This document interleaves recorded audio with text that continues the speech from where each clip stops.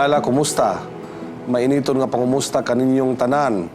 Ang ato nga suki nga nagasunod nining ato nga programa sa takna sa pagtuon. Malipayo na usab kita nga mag-review sa ato nga Sabbath School lesson. O ang atong Sabbath School lesson na sentro diha sa lesson number 3, Sermon on the Mount. Malipayon kita nga uban kanato sa kanunay ang ato nga maabtikon nga Sabbath School and Personal Ministries Director in the person of Pastor Sigundino Asoy. O uban usab gihapon kanato mga higala ang ato nga madasigon nga director sa Women's Ministry si Ma'am Pinky Gulfan.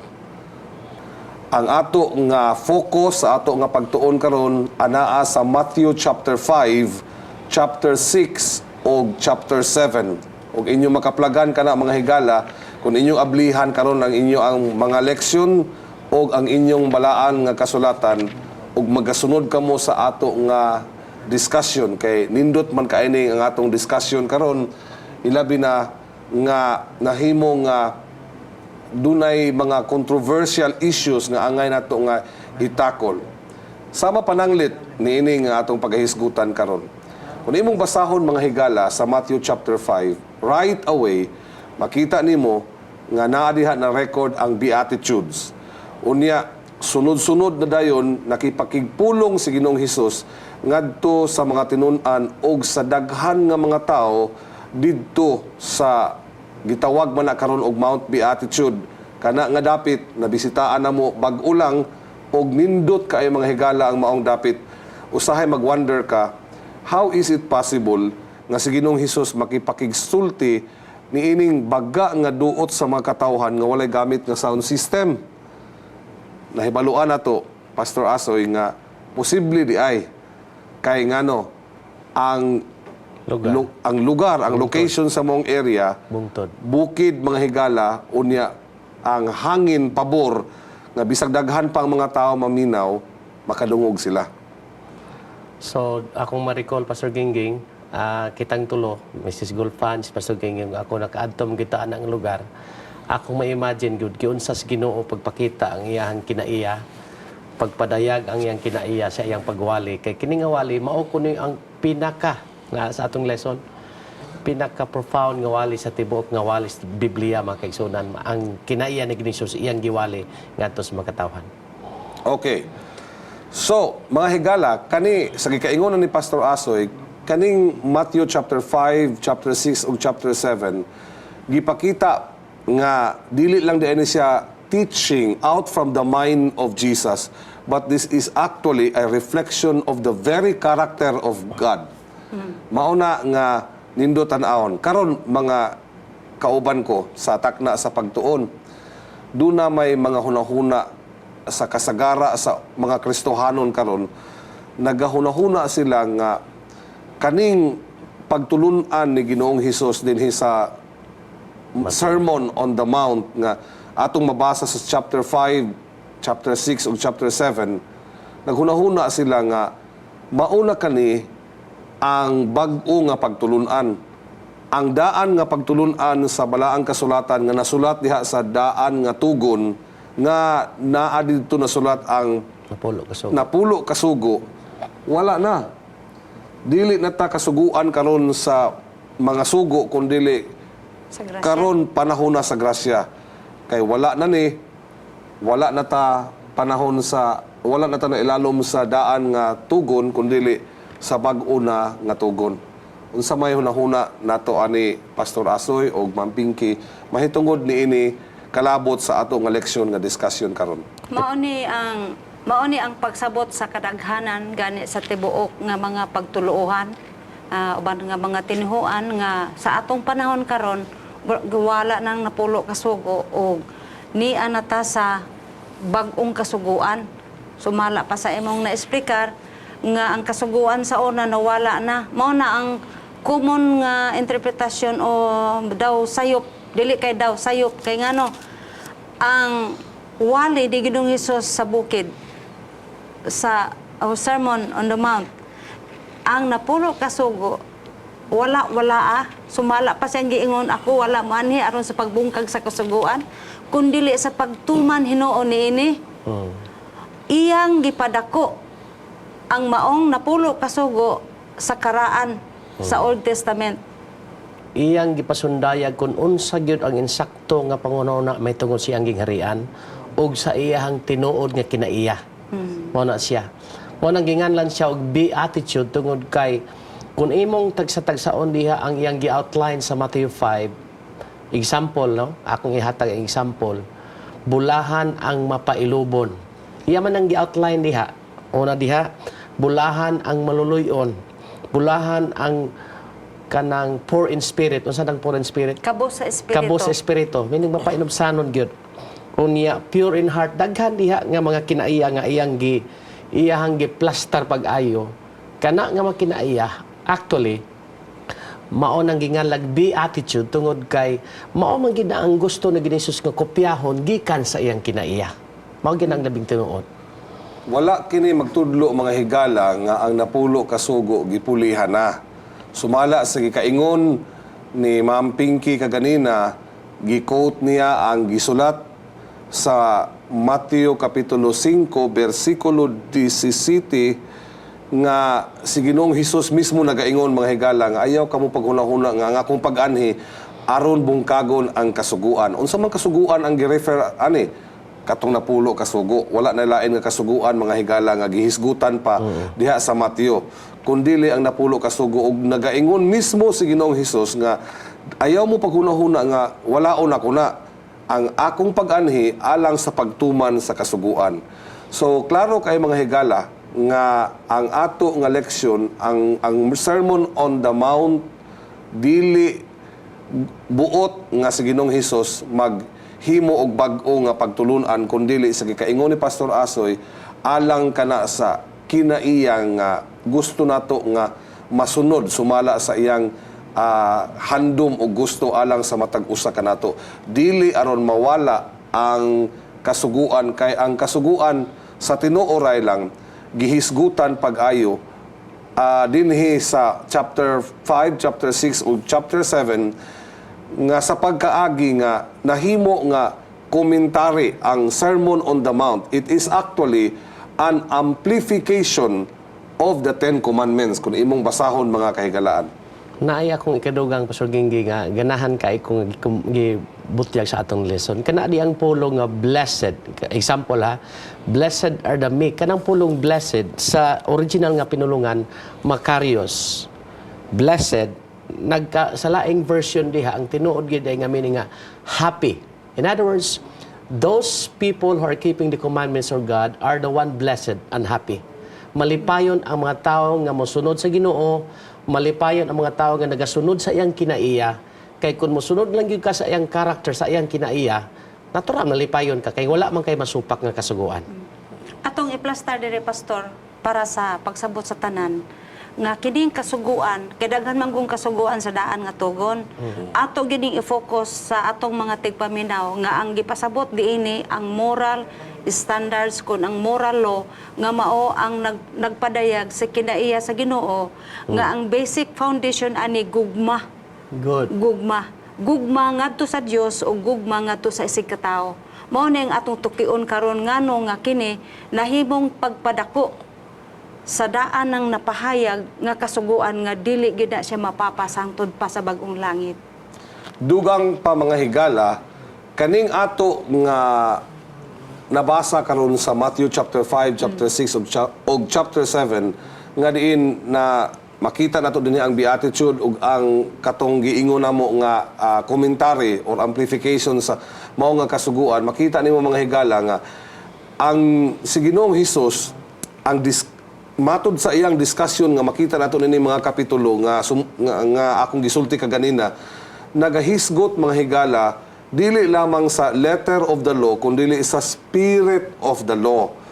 Mao gani nga naghisgot siya nga sa unang panahon nakadungog kamo nga dili kamo magpatay apan sultian ko kamo nga kun kamo masuko angry masuko gani sa inyo igsuon sama ra nga kamo nakapatay.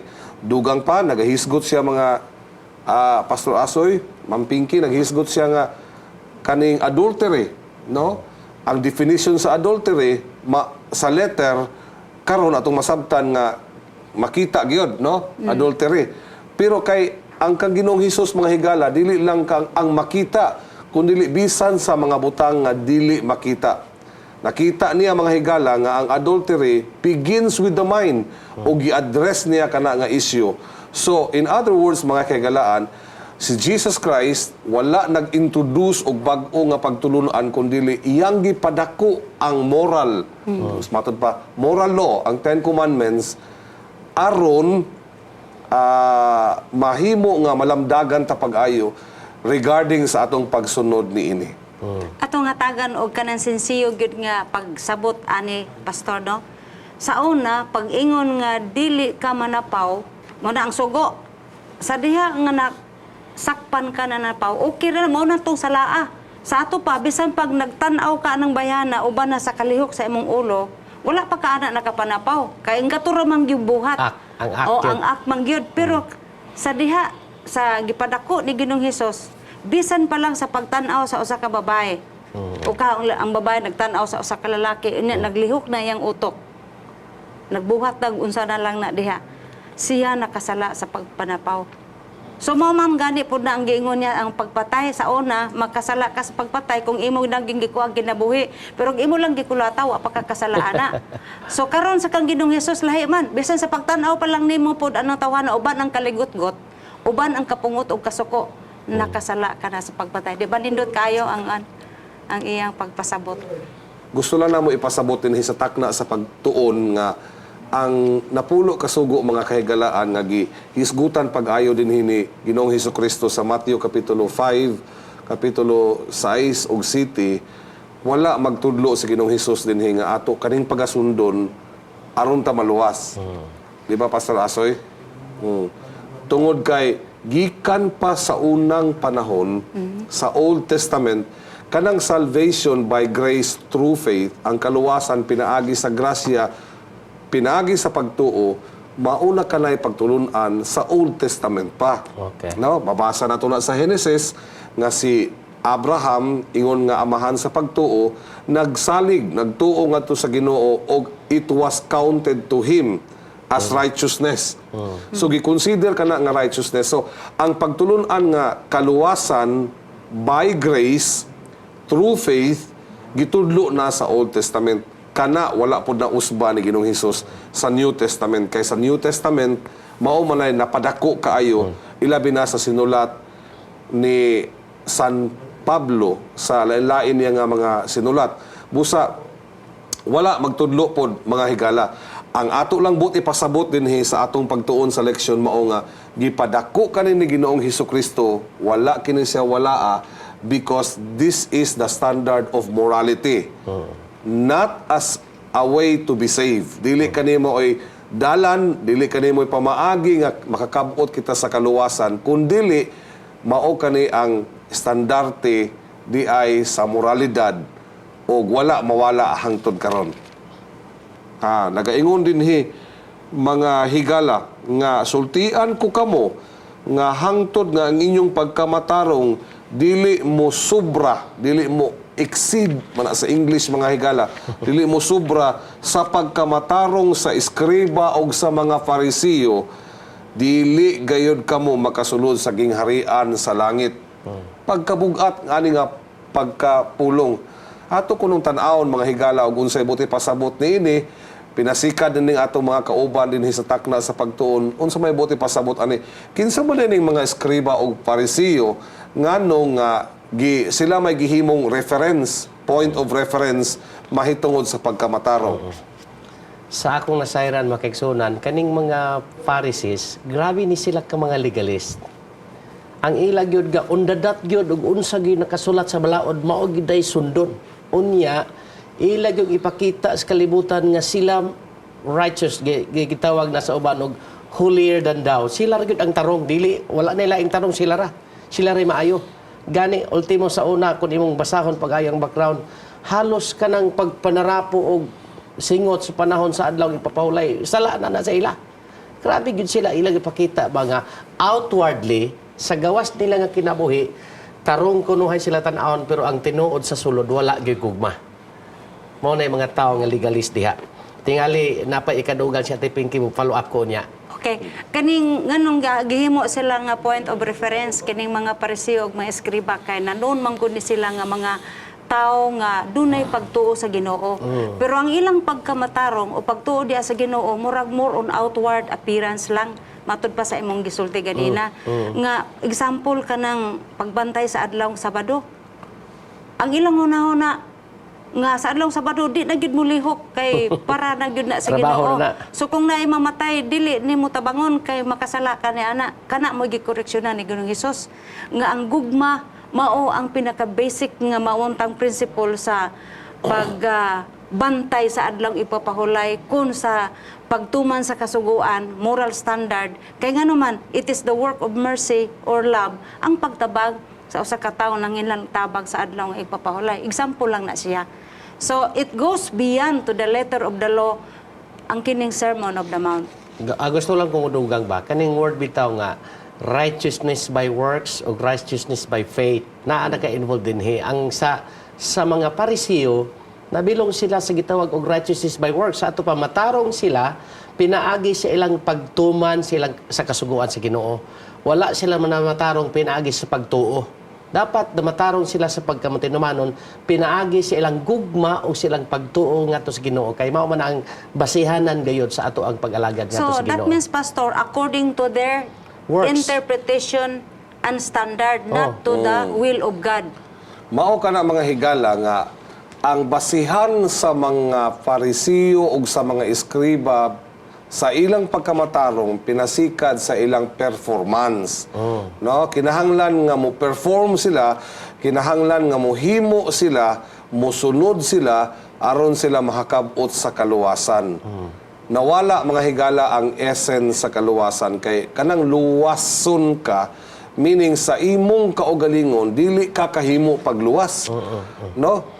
Dili naman na luwas mga higala kung ikaw pwede na po siguro sulti nganion nato pagsulti nga nakaluwas kasi imong kaugalingon pero dili na maoy pagtulunan sa balaang kasulatan. Episo kapitulo 2 hisgotin ha diha sa bersikulo 8 ug 9 nga dili pinaagi sa atong kaugalingong binuhatan ang ato nga pagkamatarong ug ang atong kaluwasan kay basin og maghinambog ta mga higala. Gasa ang kaluwasan. Bisan gawas pa mga higala kung pinaagi ang kaluwasan pinaagi sa atong kaugalingon nga binuhatan mga kahigalaan mawala ang kamahinungdanon sa pagpakamatay ni Ginoong Hesukristo didto sa Kalbaryo sa cross kay unsa pa man hinungdan nganong magpakamatay si Ginoong Hesus didto sa Kalbaryo sa cross nga ang ato mang kaluwasan ay pwede ra man ay sa atong kaugalingong performance. So mao ni mga higala nga himong point of reference ang skriba o parisiyo kay as far as performance is concerned wala na makalupig nila. Buutan gi kay dagway. Sobra kaayo, Ma'am Pinky. Sobra kaayo, Pastor Asoy, ang ilang pagkamatarong kay dili lang gani napulo kasugo. Hundreds ang ilaang kasuguan base sa napulo kasugo. Nan, Pastor, unsaon man nato paglabaw sa ilang pagkamatarong? Ug mao ni ang galing istoryaha. Unsaon man nato pagkalawas kung dili ta mo labaw sumala sa ilang napakita. Mao na kay ang ilaa magong pagkamatarong mga higala gibase magud sa litra sa balaod. Wala sa espiritu sa balaod nga diin dunay pasaylo, dunay gugma, dunay kaluoy, gikan sa kasing-kasing. Mauna siya mga higala. Ani lang no, ang giingon sa atong lesson, ang gikinahanglan nato complete surrender and total dependence upon God. Mao ni gikinahanglan sa Ginoo na sa atong lesson. Pinaagi gyud sa grasya sa Ginoo kay sa gikaingon ni Pasuginging ganina, ang kaluwasan dili raman sa atong buhat kay ang atong pagbuhat og maayo, ang atong pagtuman sa kasuguan sa Ginoo, resulta na siya sa atong pagkalinuwas. Sa ato pa ang maayong binuhatan dili na makwenta. Kanang atong pagkabuutan, ang atong pagkamatinumanon sa Ginoo, resulta na sa iyang grasya o kaluoy nato. So, nganong magbuutan ta kay naluwas na ta, dili kay maningkamot pa ta aron maluwas. Mao na ang basic diha nga foundation sa atong sa Biblia ang gisulti nga ang kaluwasan dili na mabatnan pinaagi sa performance kag giingon ni Pasuging ganina kun dili resulta na sa atong pagkalinuwas mao nang nagbuutan tas tubangan sa Ginoo. Hay, daghang salamat mga kaigalaan. I hope nga dinhi sa atong takna sa pagtuon nahayagan kamo sa ato nga mga discussions nga mahinungdanon kayo base sa atong pagtuon sa pulong sa Ginoo. Karon mga higala, napay kadugang si Ma'am Pinky. Naalang ko diri mga kaigsuonan isulti nga nindot kayo pagkahanay sa in English. Okay. Ang kining Sermon on the Mount mo ni gitawag og Essence of Christianity. Gitawag kini siya og Magna Carta of the Christian Kingdom. Good. O gani kini siya giingon pod nga Manifesto of the King. Wala na tay ikahatag pa di anak kay ato maning nasabtan sa atong mga gisgutan nga pagpadako sa moral standard. Og matod pa ni Pastor Asoy nga ang gi-emphasize dire dili mao nga unsaon sa usa ka tawo pagluwas sa iyang kaugalingon nga atong bantayan ang kaning kasuguan kundili unsa ang expectation sa usa ka tawo nga naluwas unsaon niya pagkinabuhi human ni ana nga nakadawat siya kang Kristo. Salamat kaayo ni anak nga pagbasa nimo ma'am nga mao nga panghuna-huna. So mga higala, nindot kayo no.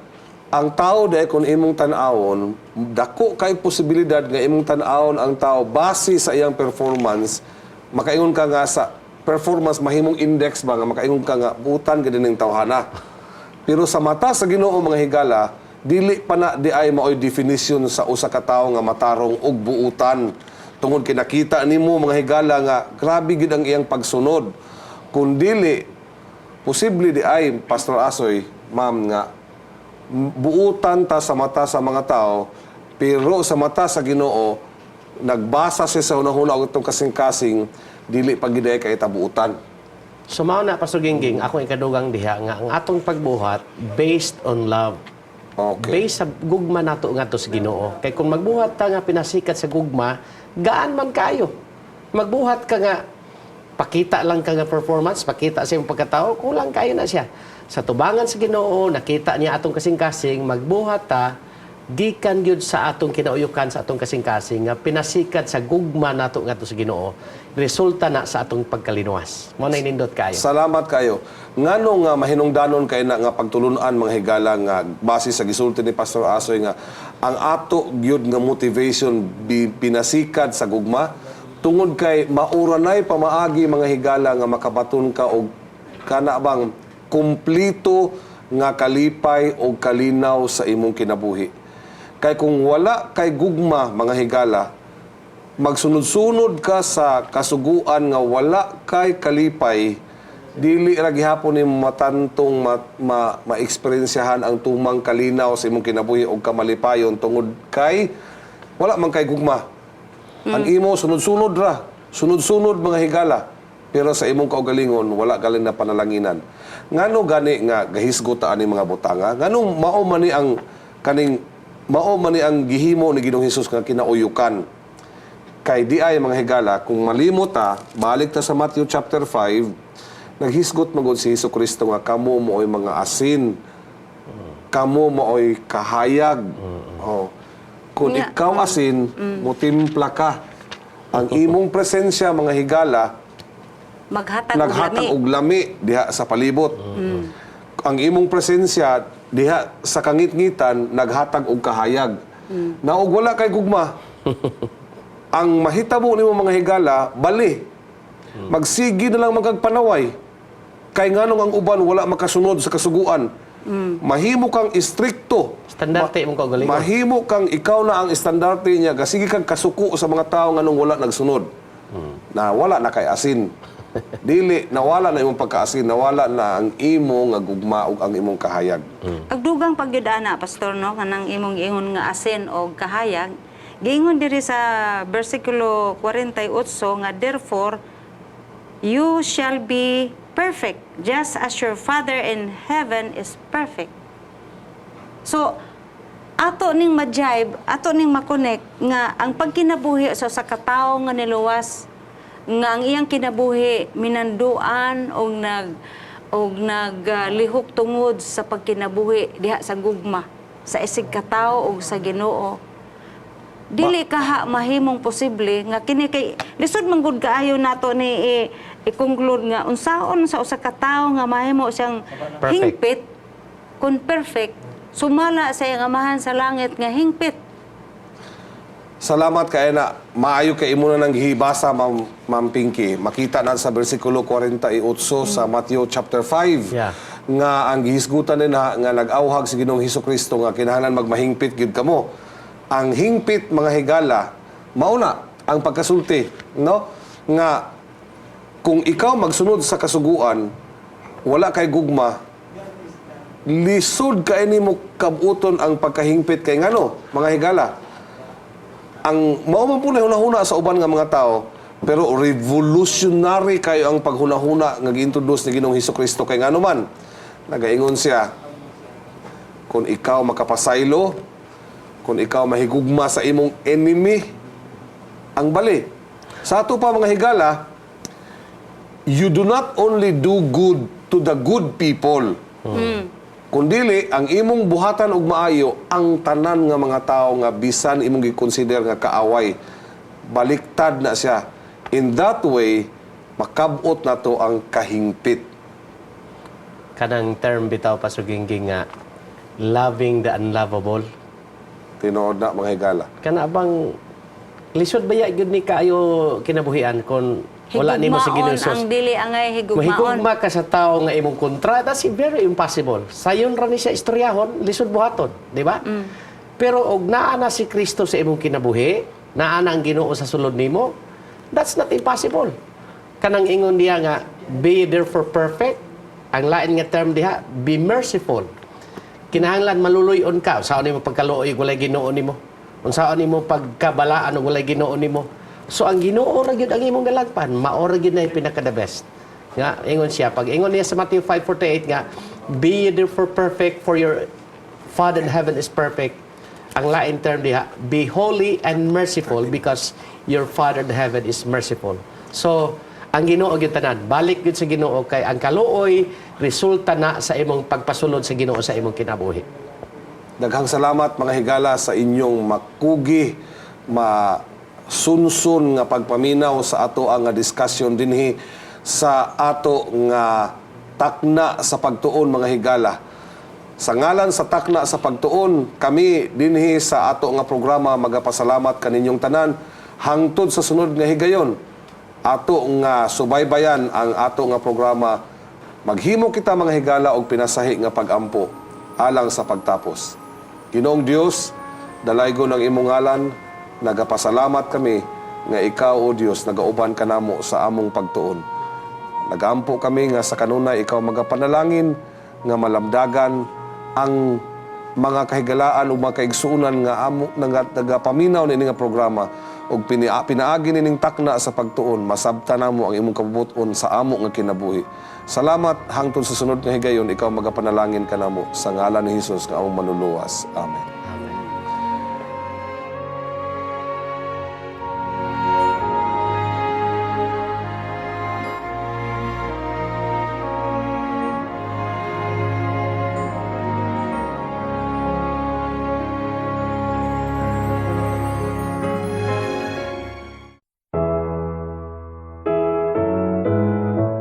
Takna sa Pagtuon would like to thank Engineer and Mrs. Jose Caballero. Thank you for being our ministry partner in sharing love, changing lives.